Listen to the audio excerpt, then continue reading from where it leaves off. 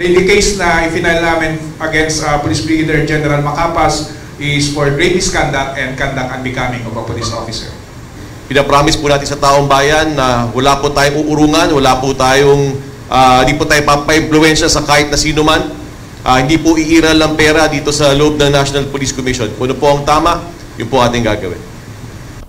Mga kabayan, muling nanindigan si National Police Commission o NAPOLCOM Vice Chairperson Attorney Rafael Calinisan na hindi sila magpapa-impluensya sa kahit sino mga makapangyarihang taong gobyerno o maging pribado man, at lalong hindi sila mababayaran kahit na magkano pa ang isuhol sa kanila ng mga pinaghihinalaang mastermind sa kaso ng missing sabongero.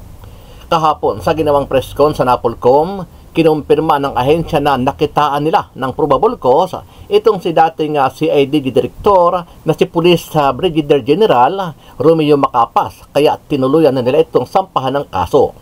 After nag-conduct ng initial evaluation, nakita namin mayroon kaming jurisdiction in both cases, and we also did pre-charge investigation. Nakitaan po namin ang probable cause to file an administrative complaint for grave misconduct and conduct unbecoming of a police officer against Police Brigadier General Romeo Macapas. Sinabi ni NAPOLCOM Commissioner Atty. Rafael Calinisan na agad nilang isasagawa ang investigasyon para agad namang maparusahan at mapanagot si General Macapas kung sakaling mapatunayang guilty siya sa kaso. Kung matatandaan, si Macapas ay sinibak sa pwesto bilang CID Director dahil ayon kay Dondon Patidungan o alias Totoy, tumanggap di oman ito ng suhol o malaking halaga ng pera mula sa kampo ni Charlie Atong Ang kapalit ang pagbaligtad nito sa kaso. Ibig sabihin, aabsultuhin itong si Atong Ang sa kaso ng missing sabongero at ang ituturong mastermind ay itong testigo mismo na si Dondon Patidungan. Mugulong na po ang kaso dahil po may formal charge na po na i-file ang IMIS sa ating legal service. After which po, after po ng mga hearings na i-conduct, ito rin po i-aakyat sa NAPOLCOM Commission and Bank kung saan tayo po ay nakaupo at kung saan doon po natin hahatulan either absuelto po sila o di po kaya papatawan po ng nararapat na parusa. Sa huli, nangako si Calinisan sa taong bayan, partikular sa mga kaanak ng mga biktima ng missing sabongero na magkakaroon sila ng mabilis na investigasyon at tamang hustisya para sa matagal ng inaasam ng mga kaanak ng biktima. Aniya, asahan ng publiko na hindi sila magpapa-impluensya sa kahit sinuman at hindi sila magpapabayad gaya ng nangyayari sa CIDG sa pamumuno ni Direktor PNP General Romeo Macapas. Ito po ang ating pangako sa taong bayan. Magkakaroon po tayo ng hustisya.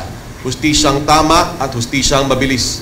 Hindi po tama lang po na naglabas tayo ng desisyon na matagal. Dapat po mabilis po ang hustisya. Ito po ang hinahanap po ng taong bayan. Ito po ang ibibigay natin sa taong bayan. Pinapromise po natin sa taong bayan na wala po tayong uurungan, wala po tayong, hindi po tayo papa-impluensya sa kahit na sino man. Hindi po iiral ng pera dito sa loob ng National Police Commission. Kung ano po ang tama, yun po ating gagawin. Ano ang masasabi mo dito, kabayan?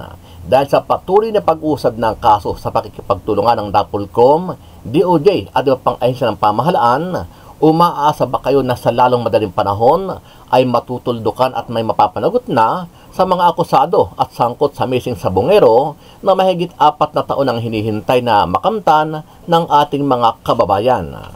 Sama-sama nating panoorin ang buong video at pakicomment nyo po ang inyong mga reaksyon at sariling opinion.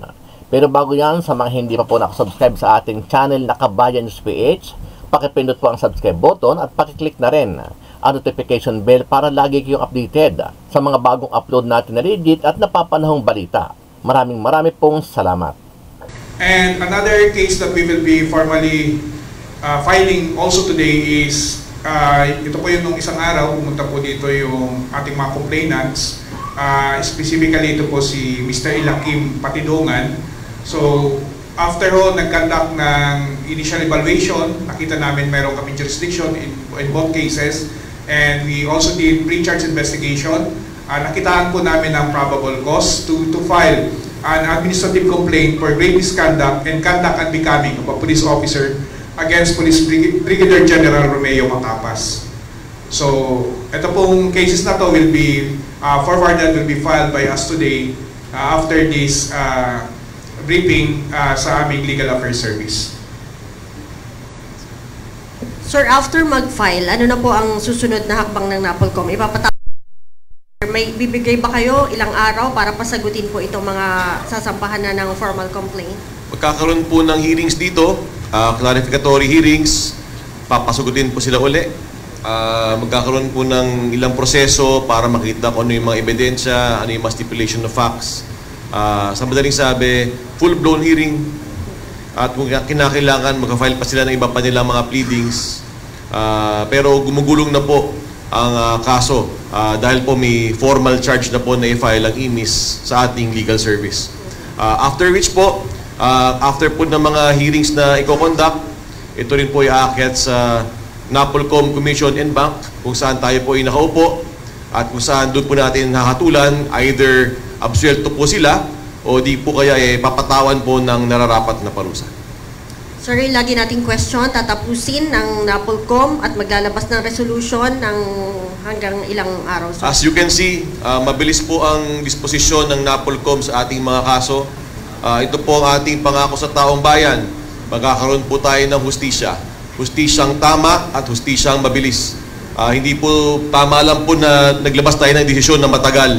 Dapat po mabilis po ang hustisya. Ito po ang hinahanap po ng taong bayan. Ito po ang ibibigay natin sa taong bayan. We will do our investigations thoroughly. We will hear our case thoroughly. We will give due process to everyone. We are not condemning anyone yet. Papakinggan ho natin yung po esensya ng due process sa Pilipinas. We hear before we condemn. And we promise both the respondents and the complainants that their cases will be handled properly. Pinapromise po natin sa taong bayan na wala po tayong uurungan, wala po tayong, hindi po tayo papa-impluensya sa kahit na sino man. Hindi po iiral ng pera dito sa loob ng National Police Commission. Kung ano po ang tama, yun po ating gagawin. Sir Edman, paki-review mo lang, paki-ulit nyo lamang ho yung tungkol kay General Macapas. Anong kaso ito? At yung tatlo ho sila, di ho ba? Lahat sila nakita ng probable cause. Sa tatlo pong, ito pong sinasabi nga natin, meron po due process sa amin. After po namin silang pasagutin, madidetermine namin whether or not may probable cause. So, if on the basis of the evidence presented, makikita namin walang probable cause, then idadrop po namin sila sa kaso. At yung ipo-forward lang namin is yung may probable cause. In the case of the complaint filed by Ilakim Patidungan, filed against Police Brigadier General Macapas et al., yung dalawa niyang kasama, isa lang po ang nakitaan namin na may probable cause. That is yung kay Police Brigadier General Macapas lang po. Yung dalawa niyang kasama, those cases were dropped po dahil wala po kami nakitang probable cause to file a case against them. Sir Edman, ano ang kaso ulit? Please lang ho. For the record lang. Yes sir. The case na i-final namin against Police Brigadier General Macapas is for grave misconduct and conduct unbecoming of a police officer. Pagdating na po yun sa aming hearing officer, this will be filed with the Legal Affairs Services and they will be given, I think, 5 days to file this. But then, mag-designate po muna ng hearing officer to handle this case.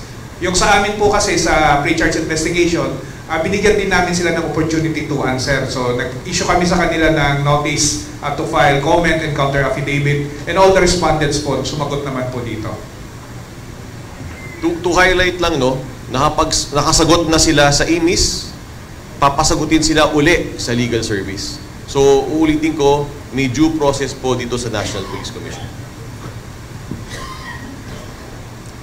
Thank you, sir. We have one more question po from Mr. Josh Malimban from Billionario. Sir, may plans din po ba na ilagay sa preventive suspension si General Macapas? We will see. We have yet to evaluate. Pero sir, ano po magiging status siguro niya since RD po siya ng Region 12 po ngayon? Wala naman po magiging effect po yan. Depends on our evaluation. So kung kinakailangan mag-issue ng preventive suspension, kung merong basihan, nasisilipin pa namin, then so be it. We will cross the bridge when we get there. But we will inform the public because it's the public's right to know. Naniniwala si Manila City Mayor Isko Moreno Domagoso na dapat isama sa ginagawang investigasyon ng Senate Blue Ribbon Committee ang flood control projects sa Maynila. Sa gitna ito, nagpagbaha sa maraming bahagi ng lungsod. tuwing bumubuhos ang malakas na ulan. Batay sa datos ng sumbongsapangulo.ph website, isa sa may pinakamaraming flood control project sa lungsod ng Maynila sa buong National Capital Region. O sana maimbestigahan din niya yung mga congressman na involved sa mga ganitong klaseng transaksyon.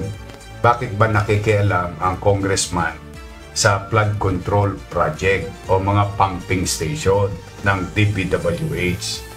Yung nahuli ko kahapon ay isa sa listahan ng kontraktor na pinresenta ni Presidente ay kontraktor ng 3rd District ng Manila sa flood control din sa buong bansa. Yup. Mukhang ayaw nilang malaman ng tao yun. Pero ilalahad natin niya. May oras ako para dyan. Dumarami ang mga kongresistang nananawagan kay Baguio City Mayor Benjamin Magalong na umarap sa legislative inquiry ng House Infrastructure Committees kaugnay ng umano'y anomalya sa flood control projects.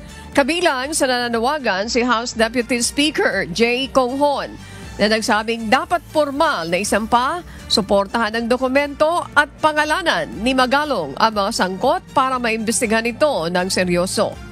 Sinabi rin ni Representative Benny Abante na kung nais ng alkalde ng konkretong resulta, dapat magpresenta siya na matibay na ebidensya.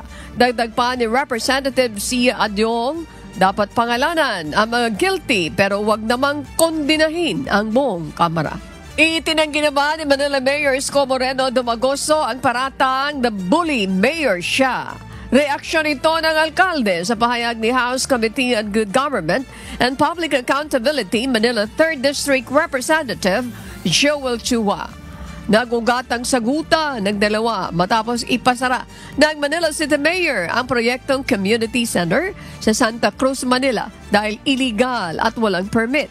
Pero, giit ni Congressman Chua, ang Department of Public Works and Highways o DPWH ang dapat sinita sa requirement.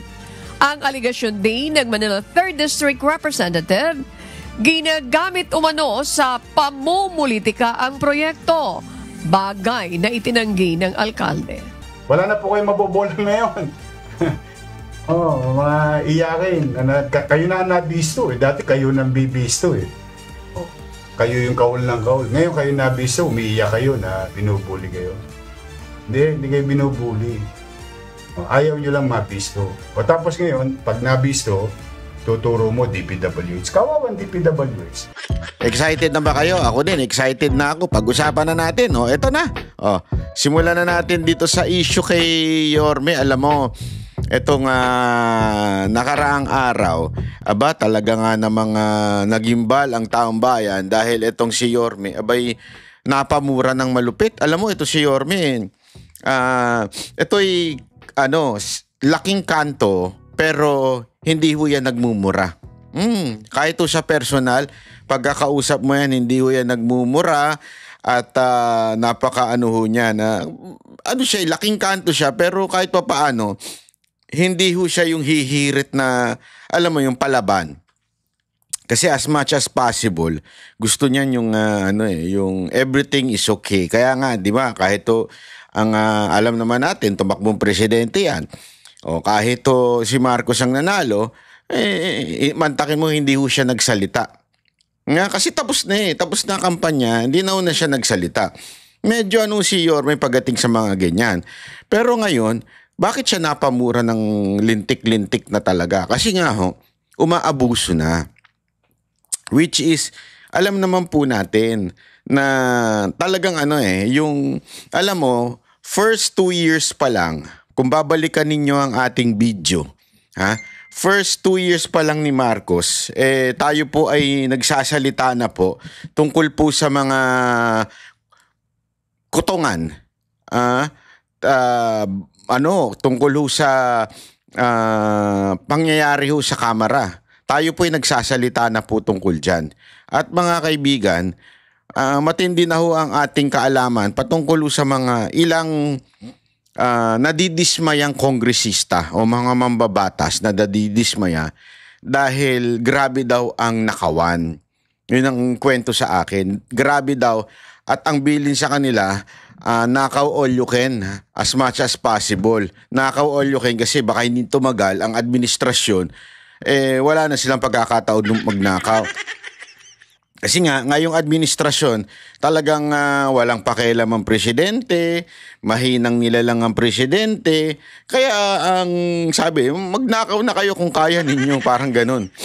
Yun, di ba? Naalala ninyo? Sinabi ko ito noon na mga una nating mga video-video. Di ba? Sinabi ko na sa inyo to. Kaya, di ba, meron pa ako sinabi na yung mga party list nagkakaroon ng tampuhan kasi tila sila yung pinakamalakas. Alam naman natin kung sino yung party list na malakas nung panahon ni first 3 years, di ba? At dahil doon kinamkam daw yung pera, as in wagas ang pagnanakaw daw. Talagang hindi lang 10 times ang niyaman itong na-animal na mga party list na ito. Kaya nga, noong time na yon, hindi pa pumuputok yung balita na yon. Pero ngayon po, putok na. Ganong kalupit po ang mga proyekto na nagaganap sa ating gobyerno at pumutok na po ito. At isa nga ho sa mga kinagagalitan ni Yorme ay yung naging wala nang direksyon yung mga proyekto. Hinaharang yung karsada, tinatanggal yung satellite office. Kasi alam mo mga kababayan, tama yung sinabi ni Yorme. Tama yung sinabi niya na ang sisisihin naman yung local government eh. Ang sisisihin pagka magulo ang isang lungsod, hindi naman yung congressman. Ang sisisihin yung mayor. Di ba? Bakit ba ang gulo-gulo nito? Kasi yung mayor nito walang kwenta.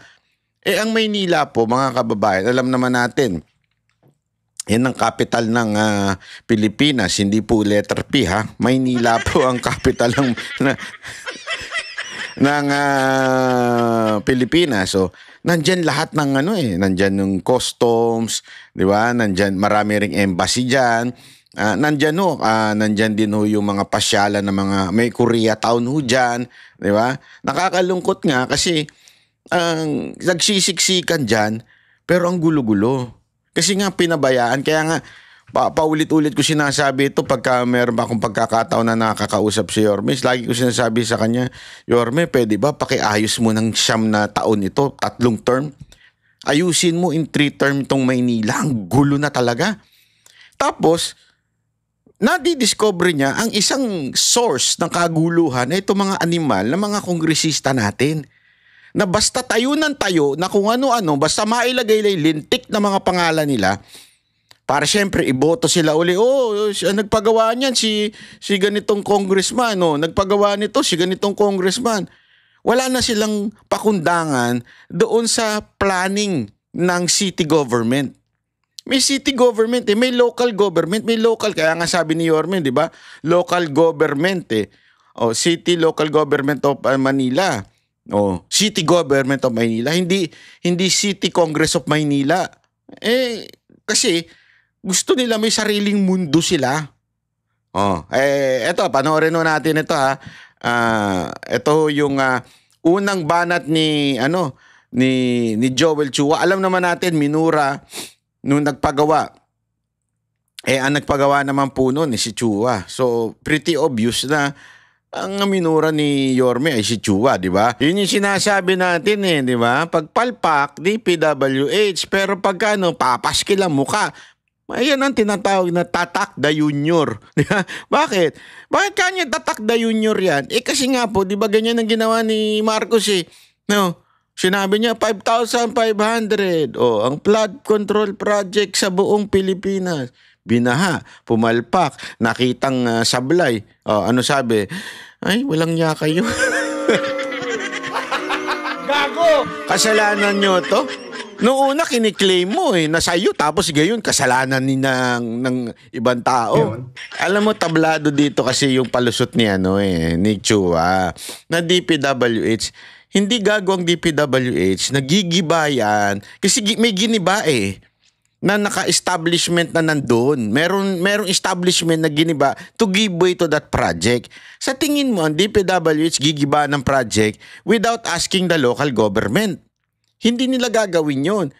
Gagawin lang nila yon kung suportado sila ng congressman. Kaya dahil dati magkakaalyado yan, yung congressman at yung mayor magkaalyado, so hari-harian sila. O sige, dito, gawa. Mayora, gawa na ako dito tapos nandun yung pangalan niya. So kahit walang permit, ganun ang nangyari siguro. Malamang. Kasi yan sinasabi ni Yorme. Di ba? Alam nyo, eto, para mapatunayan ko sa inyo na may punto si Yorme, hindi lang si congressman na baka sabihin ninyo pinag-iinitan lang si Chuy. Meron pang isang ganyang congressman na nung una pinagmamalaki niya rin, tapos nung nagkasisihan na biglang wala akong kinalaman diyan, DPWH yan.